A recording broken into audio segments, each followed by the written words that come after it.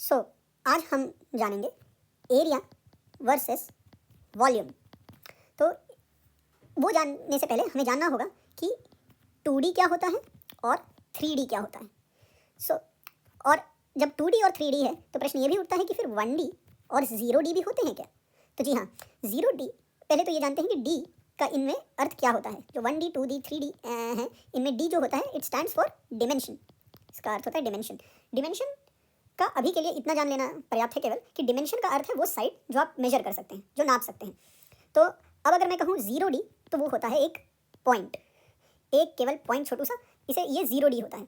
0D क्यों? क्योंकि इसमें आप कुछ नहीं नाप सकते, ना इसका लंबाई नाप सकते हैं, ना चौड़ाई, ना गहराई, कुछ भी नहीं नापा जा सकता। तो इसलिए इसे 0 डायमेंशन कहते हैं। अब अगर इसी 0 डायमेंशन को आप बढ़ाते चले जाएं, जैसे एक के बाद एक, एक के बाद एक, एक के बाद एक, एक के बाद एक, एक के बाद एक, तो अब इसका एक साइड हम नाप पाएंगे, इसे कहते हैं लेंथ।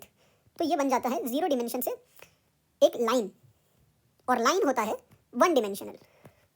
तो जब हम बहुत सारे 0 डिमेंशंस को जोड़ते हैं तो हमें मिलता है 1D, जिसे मैंने जैसा कुछ दिखने लगा लेकिन ठीक है। तो 1 डायमेंशनल, क्योंकि इसका हम लोग एक साइड तो नाप सकते हैं पर और कोई साइड नहीं, क्योंकि देखिए ये वाला साइड जो इसका है ये इतना बड़ा नहीं कि हम इसे नाप सकें, तो हम इसे नहीं नाप पाएंगे, केवल एक साइड नाप पाएंगे। तो इसे हम कहते हैं 1 डायमेंशनल।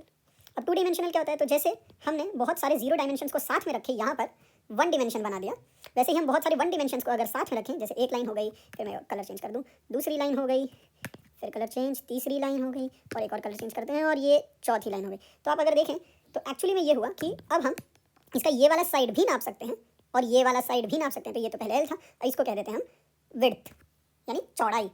लंबाई भी नाप ली और चौड़ाई भी, क्योंकि अब ये एक बॉक्स के शेप का हो गया या एक रेक्टेंगल के शेप का हो गया, जिसका एक लेंथ है और एक विड्थ है। तो हम इसके दो साइड नाप सकते हैं, इसीलिए हम इसे कह रहे हैं 2D। अब जैसे हमने 0D को जोड़ते हुए 1D बनाया, 1D को जोड़ते हुए 2D बना लिया, तो अब 2D को जोड़ेंगे तो क्या बनेगा? बिल्कुल 3D। अब ये देखिए, आपने बहुत बार देखा होगा कि टिश्यू पेपर एक के ऊपर एक रखे रहते हैं, या अपनी आपके आसपास बुक हैं तो उसमें देख लीजिए पेजेस भी, जब बुक बंद करते हैं हम तो पेजेस एक के ऊपर एक होते हैं। तो जैसे समझिए ये एक पेज है जिसके नीचे एक पेज है, उसके नीचे दूसरा, तीसरा, तीसरे के नीचे चौथा, चौथे के नीचे पांचवा, समझिए ये 5 पेज एक के ऊपर एक रखें। तो अब पहले हमने जैसे देखा था 2D में इसका एक लेंथ है, राइट, इसका भी एक विड्थ है जिसे हम W कहते हैं, और अब इसके पास ये भी है, ये तीसरा साइड हाइट जिसे हम नाप सकते हैं, जो इस केस में 2D के केस में हमारे पास नहीं था, नापा नहीं जा सकता था। क्योंकि 3 साइड नापे जा सकते हैं, हम इसे कहते हैं 3D। तो लेंथ, विड्थ और हाइट।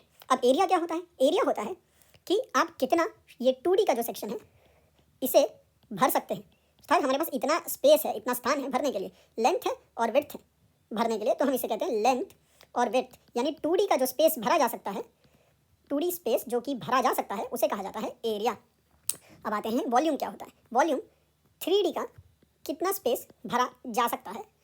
एक ये स्पेस भरा जा सकता है, एक ये स्पेस भरा जा सकता है, और मैं पेन चेंज कर लूँ तो इजी रहेगा आपके लिए, ये स्पेस भरा जा सकता है। तो भरा जा सकता है लेंथ, भरा जा सकता है विड्थ, और भरी जा सकती है हाइट। तो जब तीनों साइड्स भरे जा सकते हैं तो उन तीनों के अर्थात 3D स्पेस को भरने का जो मापदंड है उसे कहा जाता है वॉल्यूम।